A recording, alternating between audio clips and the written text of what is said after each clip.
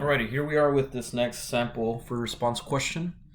We're working with a class, as a matter of fact, two classes. The first class is called WordPair, and it has a constructor and two getter methods. So it's two methods that retrieve the value of the first string and the second string, which are going to be instance variables that are not explicitly shown here, but we're going to code them. So we're going to spend some time coding this today in this video, and then we're going to also spend some time coding at least part A, and if we have time, part B of the implementation of this class called the WordPairList. WordPairList has an instance variable which happens to be a list of word pairs, and so basically you have a list that has word pairs in it, and a word pair is basically a pair of words, two single words in it. And so you're going to have a list, and we are to implement two methods. Word pair was, a matter of fact, we're to implement the constructor WordPairList, public WordPairList in part A, and then the method num matches in part B. Now let's first talk about what this is supposed to look like, okay, or what's happening. Let's say that you have three words, 1, 2, and 3. Okay, with these three words in this array, word nums, we are supposed to make an object that is a word pair list. So example 1 is an object. We just, if you haven't already looked at some tutorials on class structure that I've posted, make sure you look through those to help you understand what's going on here. So when we send this word nums array right here to the constructor in WordPairList, which is what we're supposed to implement right here, this is a constructor in WordPairList. What's supposed to happen is that the constructor is supposed to make a list of all the possible pairs of words within the array. So what different ways can you pair up these three words? Well, I can pair up this word 1 with 2, so that's 1. That would be the first word pair that I add to my list. Remember that a word pair has two words, first and the second string, right? So it has two strings, first and second. So the first word pair would be where first and second are 1 and 2. And then I can also pair up 1 and 3. And so that would be another word pair that I would add to my list. The second word pair that I would add to my list. And then finally, I can also pair up word 2 with word 3. And that would be the last word pair that I would add to my list. And so my list would have a total of 3 word pairs. There's a second example, and we're going to test both. Second example here has to do with a different array that has more than 3 strings. It has 4. And you're supposed to, once again, using the elements of this phrase array, you're supposed to pair up the words as many different ways as you can. Now what happens is that we do the following. We look at the first word and we pair up the first word. This is to kind of keep ourselves without confusing ourselves. We do the first word, we pair it up with every word after it. So it would be the and more. That's the first word pair. And then the and that's the second. And then the and merrier, that's the third. And then now that you've paired up the first word with all the other possible words, you look at the second word, or I should be calling them strings. You look at this next string, and you're going to pair this string with the strings that follow it. So you'd pair up more with the, and that's this word pair, and then more with merrier, which is this word pair, and then you're done. And then you move on one element again to the right, and you look at this string, the, and the only option that you have is to match up the with merrier, which happens to be one that you already have. And we'll have to notice how the and merrier shows up twice That's because you paired up this the with that marrier, and then you once again paired up this the with that marrier. And you have two word pairs that are the exact same, and we're gonna have to see if we have to address that. You're given a list here of the constructor and the element and the methods within WordPair, and then the instance variable. In this case, it happens to be an array list within WordPairList, a constructor, and then a method. And so that's what we're after. There's one more example apparently right here, which we're going to code as well. This is probably a video that's going to happen. That's going to be a two-part video. Or this problem is going to happen to be. It's just going to be a two-part problem. Okay, so let's go ahead and start with the class whose implementation is not shown and we technically are not responsible for. But if we're going to be testing this in Java, then we need to code this. And so I've kind of pre-written some of this. So I have WordPair right here. I'm going to make two instance variables that are both strings, private string, and then you can call them whatever you want. It doesn't make a difference, but a word pair is basically a pair of words or a pair of strings. And the first word, I'm just going to call it, it doesn't matter really, I'll call it S1 because I don't want to call it first. I want to try to avoid any confusion here and just distinguish the two variables. So S for string, S1, and then string 2, S2. And the constructor, which starts in line 4, constructor's job is to initialize the instance variables S1 and S2. And we use the parameters first and second, and so we say that S1 is equal to first, S2 is equal to second, and we have that initializes the instance variables. And then get first is supposed to get the first string or the first word, which was S1, and so I would return S1, and that's it. Now I would not put here first because first is a parameter to the constructor, and first can only be used inside of the constructor, right here, inside, within the curly braces, right here. And so first is not a variable that exists inside of the class. It only exists as a parameter in the constructor. S1, however, is an instance variable that can be accessed in any method or in the constructor itself. And so right here, I would return S1, which stands for string 1. And when I get the second word, I'll return S2, which stands for string 2. If I compile this, then it's all working fine. I'm going to go to this tester class that I made because I want to see if this is working fine. And I'm going to make a word pair. Just don't mind these. We're going to use these later. I'm going to make a word pair. Remember, a word pair is a pair of words. So I'm going to just call it sample 1. So I'll call it sample 1. And when we make a word pair, we need to use the appropriate constructor here, word pair. And if you look at your options, there's only one constructor. Remember that the constructor always has the same exact name as the class, and it never returns anything. So there's no void or string or string. So right here's the constructor. It requires two arguments, which both happen to be a string, that are going to be stored in the parameter first and then the parameter second. And so I'm going to send it to two strings, hot, because it's pretty hot outside right now, and late. Well, it's not that late, but okay, late.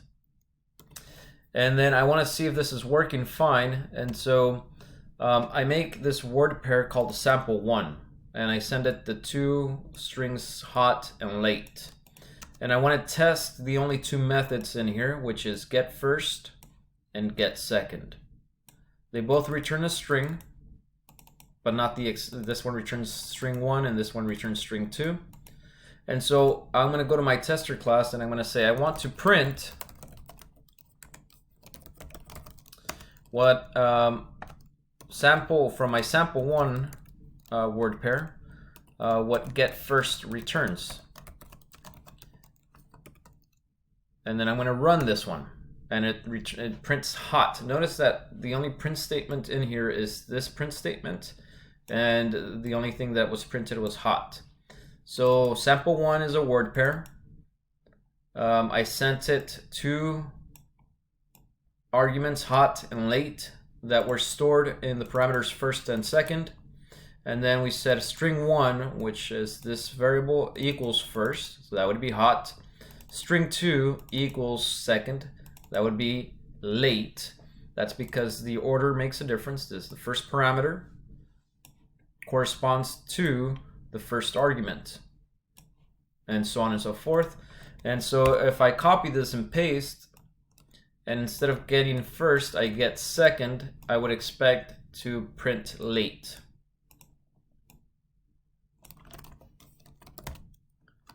Compile, and once again run, and I have hot and late. And now again, this is not necessary, but I want to test my code and I want to verify that it's working as it should. I'll comment this. Let's see, control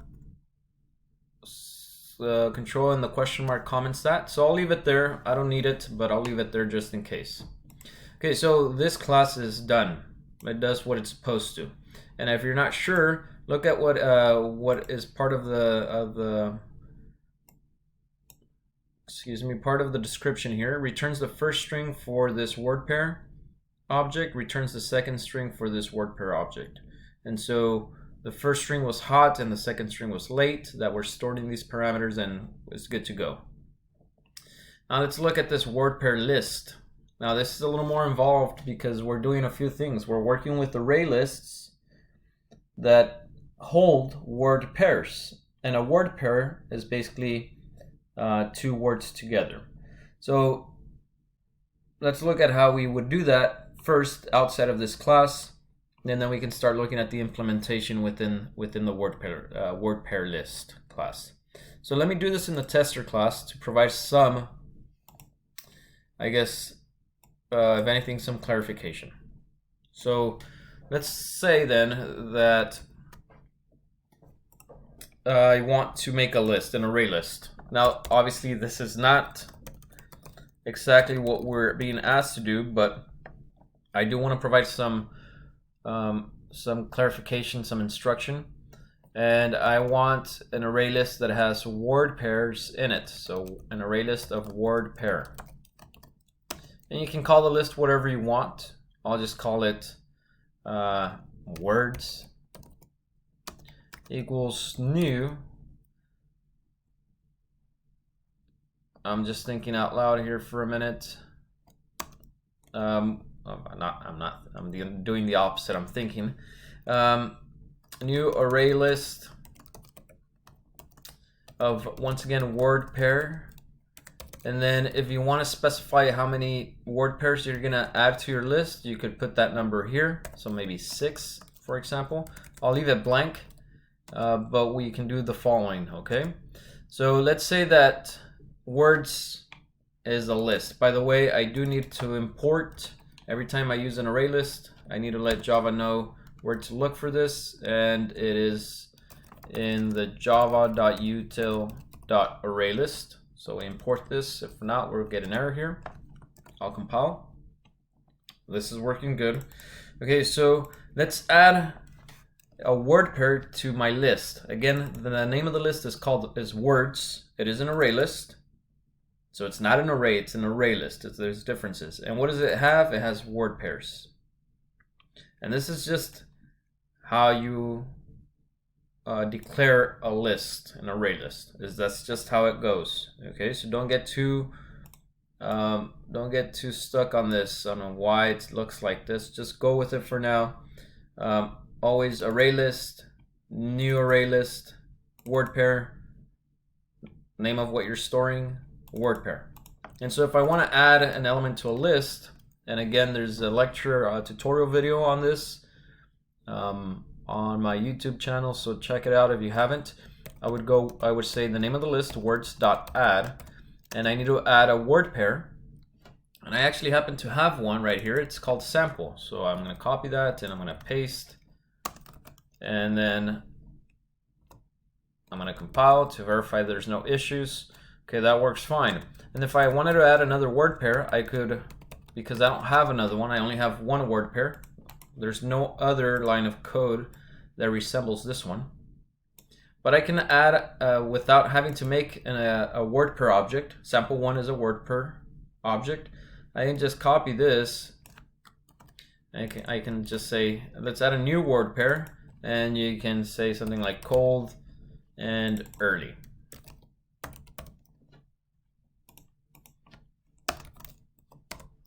And then you can do words. We'll add one more here, and I'll just once again paste.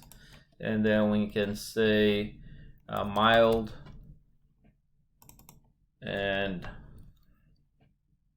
night. I don't know, just making these up. But what I want you to understand is what we're being asked to do. We're being asked to make a constructor in this class right here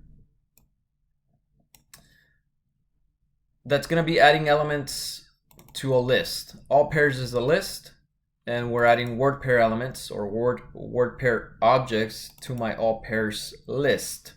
And so it's analogous to this, where I have words, which is an array list. I'll just call it a list, which is a list that has word pairs in it. And right here, I've added some word pair objects. Sample 1 is a word pair. It has these two words. And then I've made a new word pair and then a new word pair. And if I want to test to see if this worked fine, I could use a loop to print, and I could do it like this, which we might have to use. We might have to use this for loop or a variation of it within probably num matches, I'm thinking. So I'm gonna say I'm gonna use a for each loop. This is called a for each loop. And the way a for each loop works is you always start with the word for, and then you say, okay, for each what? Well, I want to look at every word pair, for each word pair in the list words. So I'm going to use that data type for each word pair X in words. That means that X is going to be every word pair in the list. And so the first value of X is going to be that's the first word pair. Sample 1 is a word pair. And the next value for X is going to be this word pair, and then this word pair. And then I'm going to do a print statement within. And check this out. I'm going to actually copy this. I'm going to paste, and I'm going to say for every word pair X, so X is a word pair. Think of this as the data type, very much like when we have for every integer X in words, but now we don't have integers, we have word pairs. For every word pair X in words, let's execute the get first method for that X word pair. And then afterwards, I'll put a space here, and then I'll do X dot plus X dot get second. Now what I would expect is the following. I'm expecting X is going to be every word pair in my list words. Words is a list. The colon means, read the colon as in. For each word pair X in words, let's do a print statement, and let's print for the first word pair X. Let's get the first string, and then plus a space, and then plus for that same X word pair, let's get the second string. So I would expect to print hot, late, cold, early, mild, and night. And so I'll run, and I'm going to comment these out so that they don't mess with my understanding of what's happening here when I print. And this is what we get: hot, late, cold, early, mild, and night. Now, what I was trying to do here is I'm trying to help you understand that we are adding to a list. words.add adds to a list. Excuse me here. So words.add, that's how you add elements to a list, and what you're adding is WordPair elements, or I guess I should say WordPair objects. That's exactly what we're being asked to do here for this constructor. And let's just take a quick look here. Implementation A. So part A, write the constructor for the WordPairList class. The constructor takes an array of strings, of string words as a parameter and initializes the instance variable all pairs to an array list of WordPair objects. That means that you're putting WordPair objects in the all pairs list. Something like, if I started to think, if I was thinking of how this might look, I would think that it should say something like all pairs, which happens to be a list, dot add. And what are you going to be adding? You're going to be adding word pairs.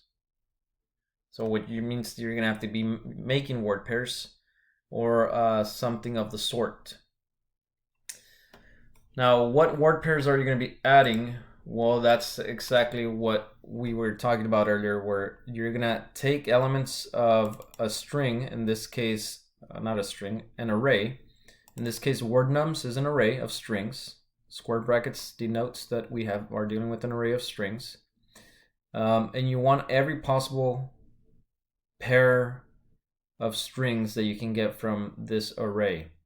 And that's what we were discussing. You can pair up 1 and 2, you can pair up 1 and 3, and then you can pair up 2 and 3. Those are the only 3 possible pairs that you can get from these 3 strings. Whereas in this example, where there's 4 strings now, we can pair up the with more, we can pair up the with the, and we can pair up the with merrier, and then okay, we paired up the with everything. So now when we move on to more, we can pair up more with the. I don't go back anymore because I already paired these 2 up. I can pair up more with the. I can pair up more with merrier. Okay, that's done. You've paired up more with everything you can pair up. And so you move on, and then you can pair up the with merrier, and that's it. You've accounted for every possible combination, which also kind of happens to be what we did with the combinatorics example that is also on my YouTube channel, and that was assigned to you as an assignment on this sample FRQs. Okay, so the question is, how do we do this? How are we going to access elements of an array? Well, let's go here for a minute and notice that this is the array right here. This is where my words are at. It's a parameter sent to the WordPairList constructor, which means that in my tester class, I'm going to delete this, okay? I don't want to be confusing you, and I don't want all this to be here. Yes, I'll probably have to write a lot of the things that are similar to what I've written here, but I don't want to confuse you. That was just for clarification. So let's suppose that you have these 2 arrays, R1 and R2. Well, right here I would make word pair list object, and you can give it any name you want. I'll just call it list1. And I would say that equals a new word pair list, and I look at the constructor. This is the when after the word new, what you're looking is for the constructor. And so you look at the word pair list, and the only constructor available to you is this one. How do I know it's a constructor? Because it has the same name as the class, exactly word for word. And it's uppercase, lowercase, lowercase, exactly matches up. So this is a constructor. It also doesn't have the word void or a data type. And so I know this is a constructor, and it requires an array of strings. Again, how do I know that this is an array of strings? Well, because I have the data type string followed by a set of square brackets that denotes that it's an array, and then you give it a name because you need a way to refer to it. And so if in my tester class, when I make a new WordPairList, I need to send an array of strings. And it just so happens that R1 is an array of strings. And so I'm going to send R1 to my word list. That would test the first scenario. And then if I want to test the second scenario or the second example that you're given there where you have these strings, I would make another list called the list 2, and instead of sending array 1, I would send it array 2. However, what's important here is that you understand that R1 is being sent as an argument, an input to my WordPairList, the constructor within my WordPairList. And so it's going to be stored here locally in the array words. Okay, so how are we going to traverse the array? That's the question. Let me see how much time. All right, so I was setting this up because I figured the best way for me to try to explain this is to actually maybe write it on paper. And so let me do the following. We can look maybe at the second example with the array of strings called phrase that has the words the, more, the, and the merrier. And so I'm going to write here the array here, the, and excuse me if I forget to put the double quotes.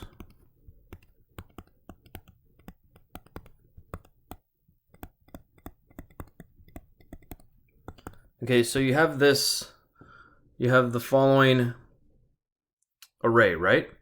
And what you need to do is you need a means to, let me see, where can I access the pen? Let's just do that. You need a way to be able to pair up all these words through combinations, right? Now let's start thinking of using a loop. So we're gonna use a loop, a for loop.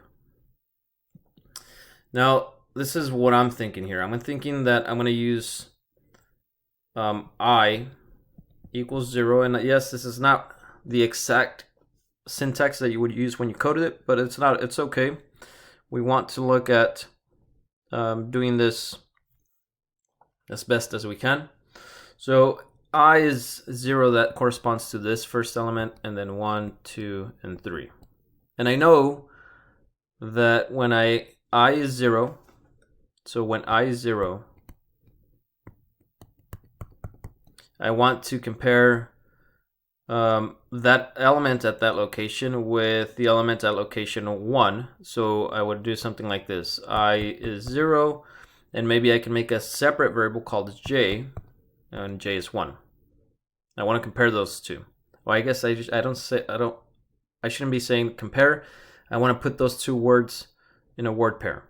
And then when I want I to remain at 0, and I want to add the element at location 0, the, and also the element at location 2, the, to another word pair. So I know that I'm making word pairs, right? This is the first one, second word pair.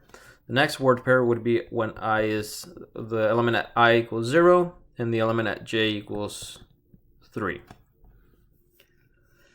And then I would say, okay, well, that's 3 word pairs already. I've matched up the element at location 0 with all the 3 elements that follow it. So then I can move I to 1, and I would match the element at 1 with the element at 2. And then I would want to match the element at 1 with the element at 3. And then finally, I guess that matches up all the possible strings, 1 more with the and more with merrier. Now that I've matched up more with every element. I had already matched it with the right. I had matched it up with the right here.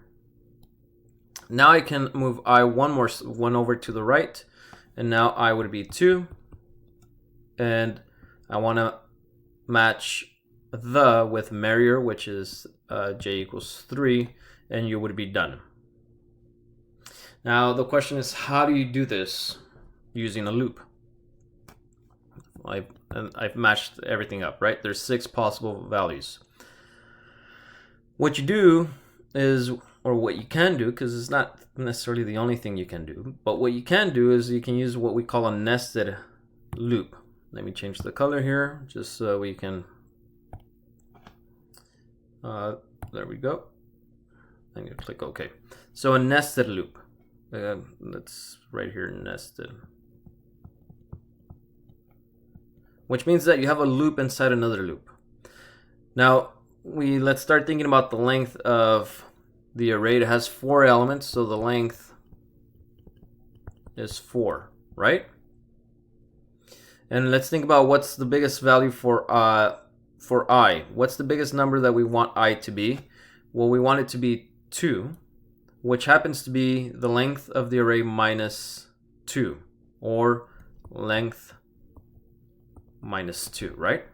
Because if the length of the array is 4, because there are 4 elements, 1, 2, 3, 4, then I needs to be 2 less than the length of the array. That's the last value of I. The last value of j is the length of the array, 4 minus 1. And then let's start thinking about what's the first value of I. Well, the first value of I is 0. So I wanted to start I at 0.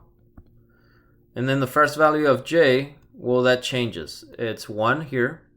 And then when you change I to 1, then it's 2. And then when I changes to 2, j is 3. And so there's a relationship here that we want. Now, why did I look at these specific locations right here? Well, that's because that's when you're done looping. I 0, 0, and 0, and then you're done with your loop, and you move on to the next iteration. The relationship is that we want j always to start at whatever I is plus 1. And so 0 plus 1 is 1. 1 plus 1 is 2. And 2 plus 1 is 3. And so we're going to do a loop that looks like this, where I have, this is not as practical as I would hope, but okay. We want I to start at 0. We want to go until I is equal to 2 or less than the length. That would be, actually, you know what? We want I to be, the last value of I to be the length minus 2. So I can do 2 things. I can do I less than the length minus 1, or I can do, and I'll just write it and erase it, I could do less than or equal to the length minus 2. Either way works, because both of them will stop at 2. We'll do just the length of I minus 1, like that. And we want to increment by once, right? Now, at the same time, I want a separate for loop that starts another variable j, for j, and I want j to always start at whatever I is plus 1. And I want j to go until it is less than the length of my array, because 3 is still less than 4. And then I want to go, I want to increment j plus plus by 1. Now what we're going to do then in here, in the nested for loop, there we have, We have a for loop inside another for loop. We're gonna make, and I'm just gonna write this again. It's not as far as the syntax goes, it's not exactly how we would do, but we would do something like this, where we have we would make a word pair using the constructor, right? We want a new word pair, and we would send it. Remember that we have the array called the words. This is the array of words right here, and we would say add words of I followed by words of J, where every combination that you can possibly get is listed right here. I'm getting a little crowded here, excuse me, but this is every possible combination that you would get, right? So you would make a new word pair using I and J, because again, I is going to stay at 0, and while I is 0, J is going to start at 1, and it's going to go through all these values right here, 1, 2, and 3. And then you're done, right? Looping, and you loop back, and now I is going to be 1, and then J is going to start at 1 plus 1, which is 2, and loop down all the way to 3. And then you're going to loop back to the top, and I is going to be 2, and so on and so forth. And what we want to do is, I believe the name of the list, let me actually look. All pairs. Okay, I actually navigated here. Then after you make a new word pair, you would say all pairs dot add. And you could actually just put this right here in here. And that, as a matter of fact, that would do it. Now let's try it out.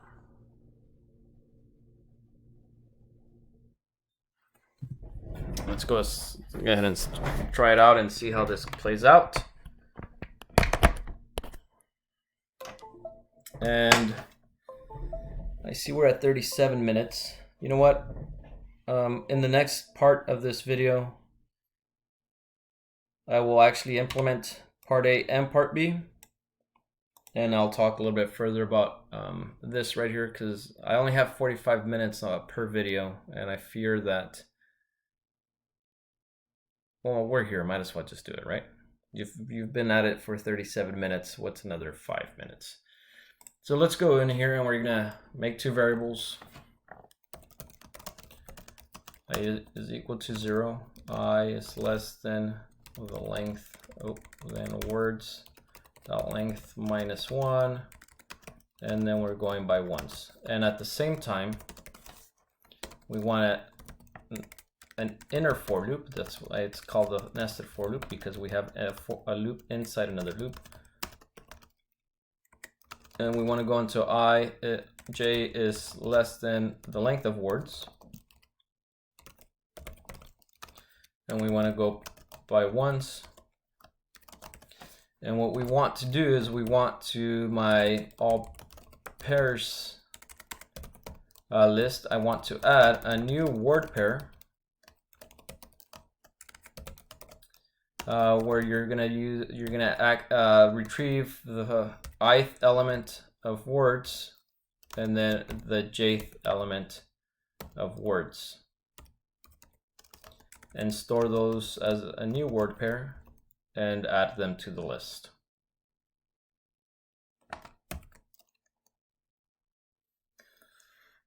Okay.